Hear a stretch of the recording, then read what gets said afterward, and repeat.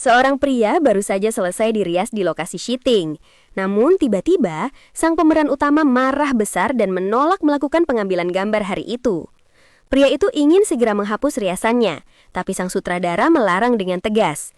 Riasan ini butuh biaya besar. Sampai syuting selesai, kau tidak boleh menghapusnya. Kalau berani, aku pecat kau.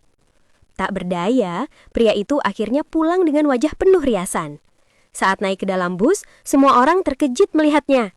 Mereka mengira benar-benar ada makhluk mutan aneh yang lahir di dunia. Pria itu pun takut menyentuh pegangan bus, khawatir properti yang menempel di tangannya rusak. Sepanjang perjalanan, ia berdiri setengah membungkuk, tak bergerak meski bus berguncang. Tiba-tiba, seorang penumpang turun. Konsentrasinya pecah dan ia tidak sadar bahwa pria itu sebenarnya seorang pencopet. Sesampainya di rumah, penampilannya membuat teman sekamarnya ketakutan. Tak lama kemudian, telepon dari kantor polisi masuk. Polisi berkata, "Kami sudah menangkap pencuri. Datanglah untuk mengambil dompetmu yang hilang." Namun, begitu ia tiba di kantor polisi, para petugas malah ketakutan melihatnya.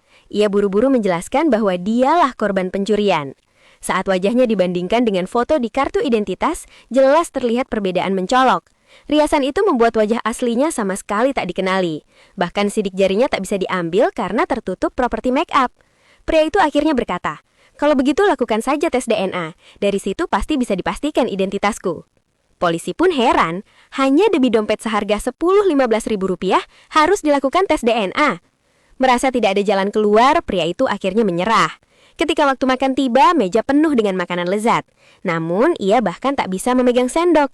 Dengan susah payah, ia mencoba menyuapkan sup, tapi gagal sampai ke mulut. Saat mencoba makan dengan tangan, orang-orang di sekitarnya memandang jijik. Untung saja seorang wanita yang duduk dekatnya merasa iba. Ia memberikan sedotan dan membantu pria itu makan. Keesokan harinya, suasana terasa berbeda. Sopir bus tidak lagi ketakutan melihatnya.